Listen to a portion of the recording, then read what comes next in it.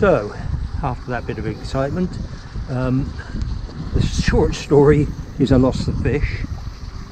The longer story is my saying there's nothing for it to get tangled around. Well, I managed to find the anchor rope, and whilst I was tying everything up, because I lost the middle dropper and the point fly, which was the gold rib hairs here, the wind shifted, so I've come the other side of the bubble line, so we're now fishing east. And whilst I was pulling the anchor rope up to reposition the boat, what should I find on the anchor rope but my middle dropper and my point fly. So just goes to show how much I know about what you can and can't do in this line of work. I try and keep the fish away from the anchor rope is the moral to that story, I suppose. Right, we're all patched up. Got a new middle dropper tied in, new point fly tied on. So let's try again. Wind has picked up, so it should make casting a little bit easier. There we go. Right, I'll count to 30 and I'll come back to you. Right, that's 30. So we're just going to do exactly the same.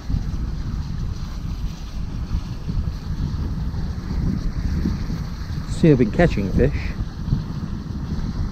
It's a good job I catch and release, or else I'd be upset about letting one go on the anchor rope.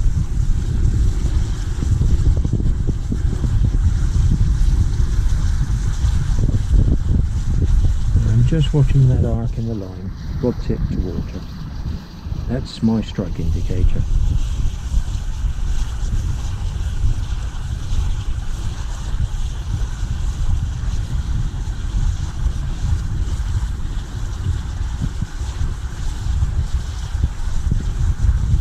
Very slow fishing, really.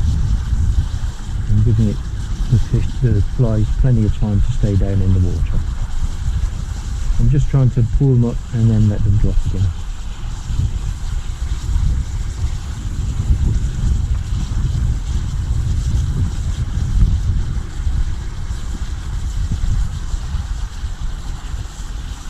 I'm not seeing so many fish move on the top now as I was before. Maybe the change in wind direction or the freshening of the wind might tend to put them off a little bit, but there's a fish just jumped over there, so they're still around.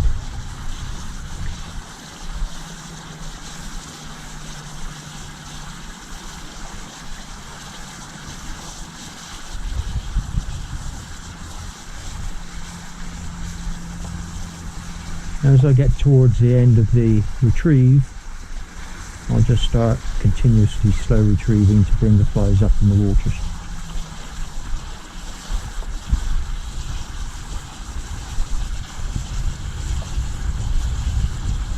Sometimes that can induce a take.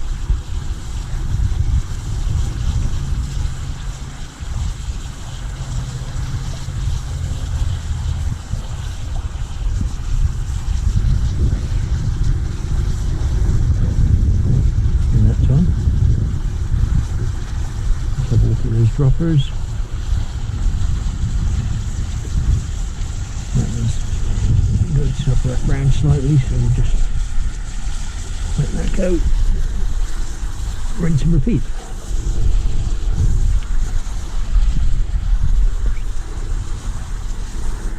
Right, back in a second. Or 30. Okay, I've repositioned the boat. Wind's shifted even whilst I was doing it, and it's now coming up from the south. So I'm just going to see if we can, the bubbles are now over there, so I'm going to be casting parallel with them and seeing if I can just let the flies come back to me parallel with the bubble line, and more or less where the action of the bubbles stops, that's where that scum line is. It's possible there could be fish sitting just under there, so I might even cast over there and bring it back through the scum line as well. I want to try and keep away from that big area of scum because that's full of weeds as well.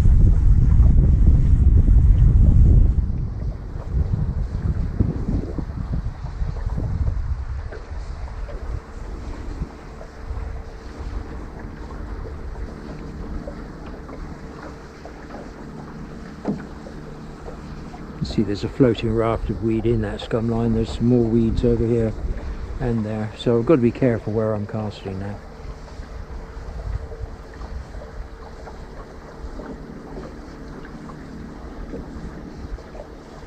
But I think I'm picking up weeds now.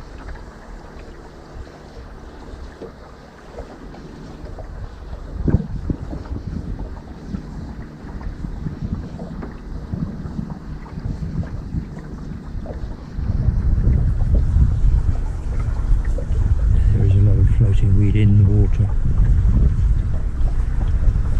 There we go. I told you there's fish here.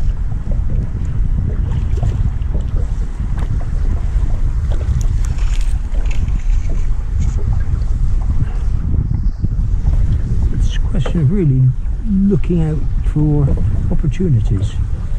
These fish are sitting underneath that weed because the weed's there, because that's where the action of the bubble line stops. So that means that any food that's come up from with the bubble line, that's where it'll be falling back down again. Lazy fish just sit there and have a free meal.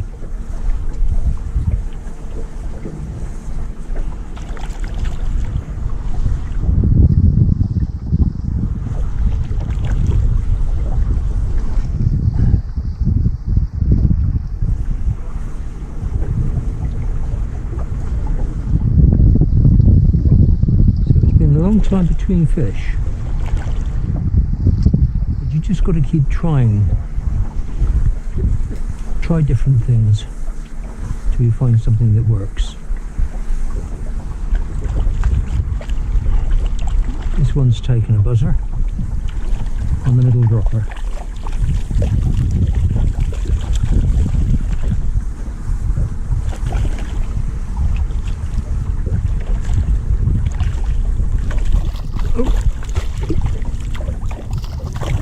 Wait for him to stop splashing around, and then I can present the net to him.